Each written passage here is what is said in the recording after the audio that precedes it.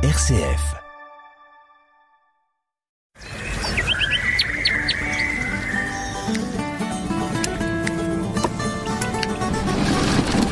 Vous écoutez l'agriculture en question, l'émission qui vous plonge au cœur de l'agronomie.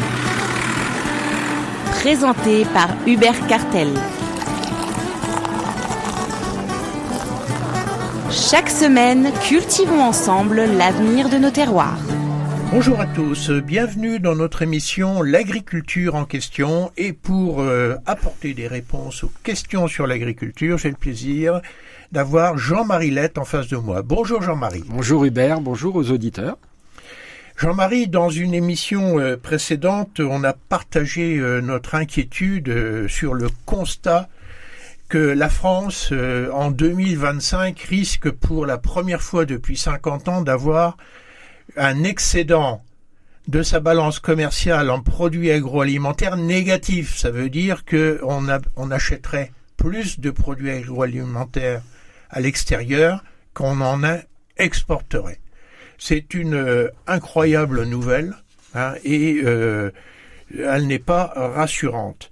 Donc ça veut dire que se pose aussi la question des importations. Alors la question des importations, on est en plein dedans, c'est encore le débat autour des accords de libre-échange. Il y en a qui sont passés par l'Europe avec les pays de l'Amérique du Nord, et il y a ce fameux Mercosur avec les pays de l'Amérique du Sud.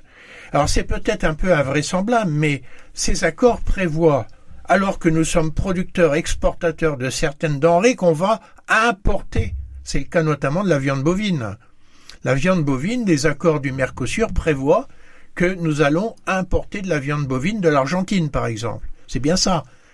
Or, la question c'est, qu'est-ce qu'on fait pour protéger l'agriculture européenne et l'agriculture française en même temps? Qu'est-ce qui est fait? Alors on parle, pour rassurer les agriculteurs prêts à défiler à nouveau dans la rue, de clause de sauvegarde. Est-ce qu'on peut parler de ça? Qu'est-ce que c'est qu'une clause de sauvegarde? Alors, oui, avant de venir à ça, ce qu'on peut dire quand même, c'est qu'en général, les accords de libre-échange sont plutôt favorables globalement à l'économie. Sinon, général, on ne les signerait pas. Voilà, en général, ça augmente le flux, en fait, entre les États qui mettent en place du libre-échange. Le problème, c'est que c'est globalement favorable, mais c'est favorable fortement pour certaines filières et c'est défavorable pour d'autres. Alors parlons du Mercosur. En quoi ça serait favorable à l'économie européenne? Alors, en ce qui concerne le Mercosur, c'est plutôt favorable au développement des services et de l'industrie. Et c'est d'ailleurs pour ça que l'Allemagne, gros producteur d'automobiles, est très favorable à signer ce Mercosur. Par contre, puisque en face de nous, on a l'Argentine, le Brésil, qui sont des gros pays très compétitifs sur le plan agricole, eh bien, ça serait sans doute beaucoup plus dommageable pour l'agriculture. Alors, au niveau européen, l'industrie est en péril quand même. Est-ce que pour autant, il faut mettre l'agriculture en péril également? Voilà, le problème, c'est que on accepte des concessions sur certains secteurs pour favoriser d'autres secteurs.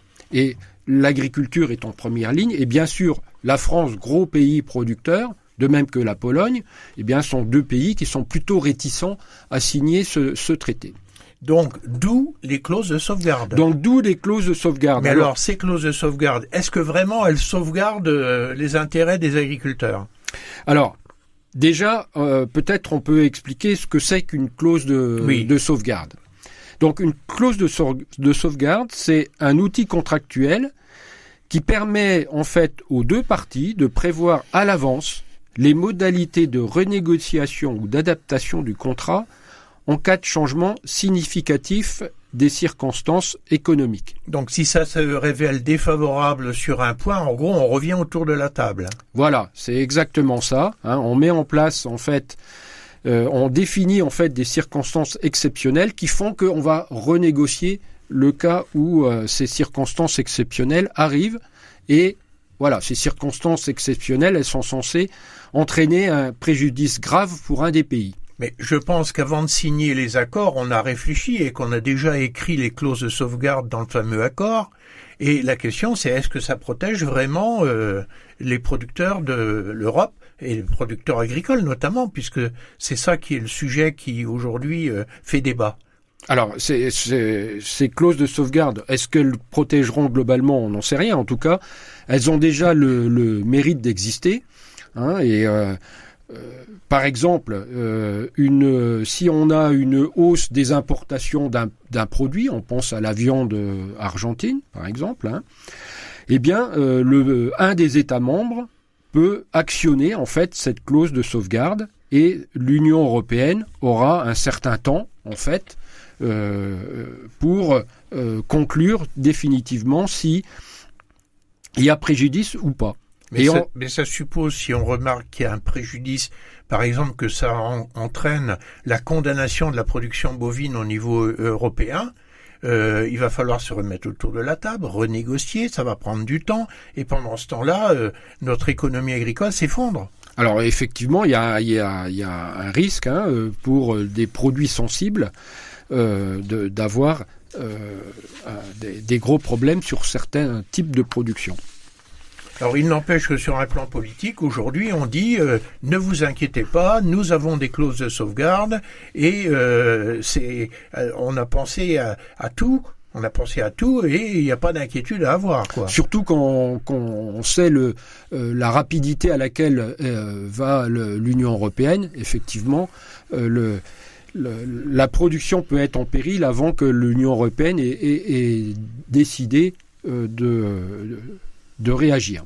Bon, en tout cas, s'il y a des secteurs de l'Europe, comme l'industrie automobile, mais peut-être même le secteur de l'aviation pour la France, qui est quand même un secteur important, si ces secteurs-là attendent qu'on signe des accords de type Mercosur, il n'empêche que les agriculteurs, eux, sont inquiets.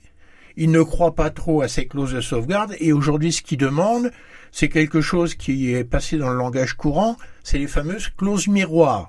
Alors, c'est quoi une clause miroir ? Voilà, effectivement, la France, pour signer ce traité, on rappelle que le traité a été signé il y a 1 an à peu près, mais qui doit être ratifié par tous les pays de l'Union européenne. Oui, alors c'est là qu'on retrouve la fameuse unanimité. C'est-à-dire que tant que les 27 n'auront pas signé cet accord de libre-échange, le dernier en date qui est le Mercosur, il s'appliquera pas. Exactement. Et donc même que l'Europe l'a signé. Alors même que l'Europe l'a signé.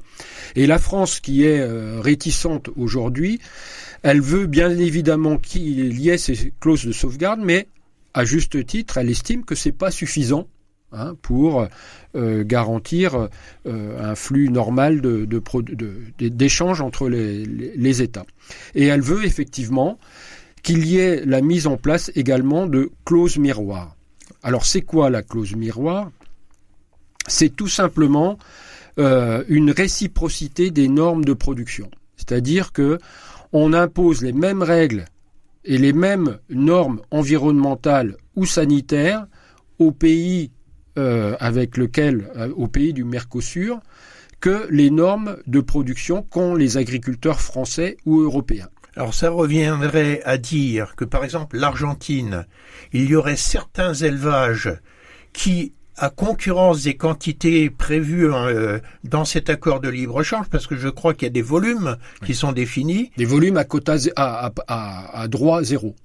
Alors donc certains volumes à droit zéro, et c'est ça qu'on attend des accords de libre-échange, qui est plus de droit de douane, eh bien qu'il y ait certains élevages qui modifieraient leurs pratiques pour adopter les pratiques européennes afin d'avoir des produits identiques sur le plan qualitatif ou en tout cas respectueux de ce que l'Europe demande aux éleveurs européens pour arriver sur la frontière européenne. Voilà, et on peut prendre des exemples.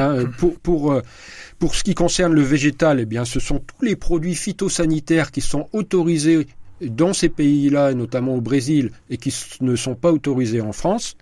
Et en ce qui concerne la viande, eh bien, c'est certains médicaments, c'est des antibiotiques de croissance que les Européens n'ont pas le droit de mettre dans l'alimentation ou directement injectés sur l'animal, qui sont eux aussi des choses pratiques qui se pratiquent là-bas dans ces pays-là. Est-ce qu'on peut penser que c'est possible que dans un pays où l'agriculture est très extensive, ou assez peu contrôlée, assez peu réglementée, qu'on ait une production sud-américaine qui respecte les mêmes normes que la production européenne? Alors, c'est l'objet de la troisième condition que met la France à la signature de ce traité, c'est des contrôles.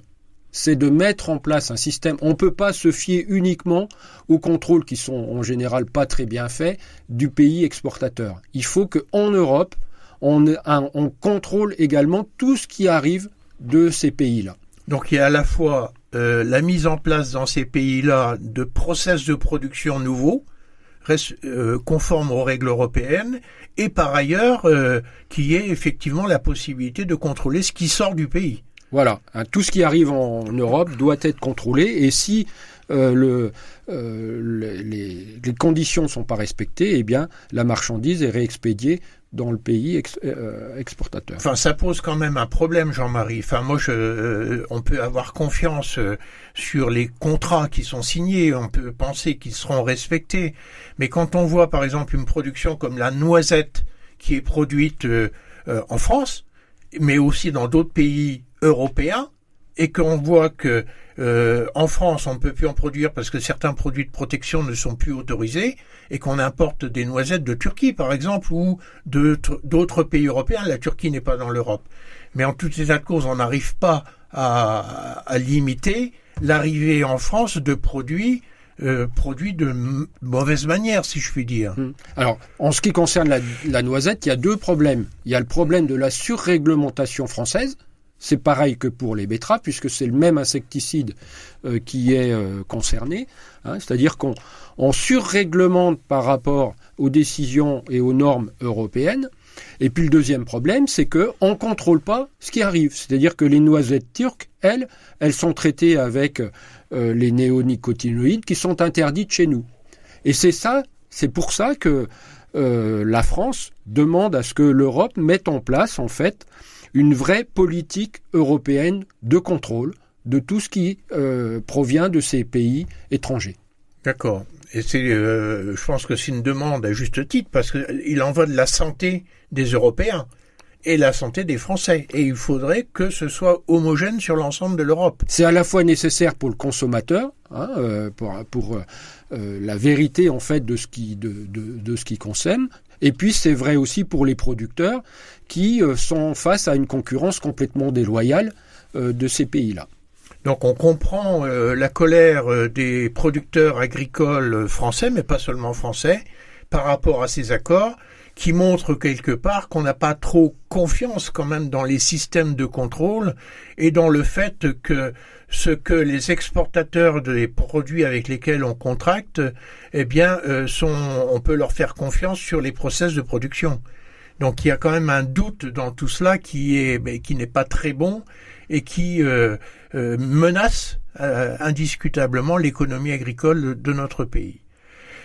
Merci beaucoup Jean-Marie, j'espère que nos auditeurs comprennent mieux les enjeux qu'il y a autour de ces accords de libre-échange qui d'ailleurs aujourd'hui sont un peu mis à mal par la résurgence des droits de douane, comme chacun peut l'entendre chaque jour dans l'actualité. À très bientôt sur RCF. Merci beaucoup Jean-Marie. À bientôt.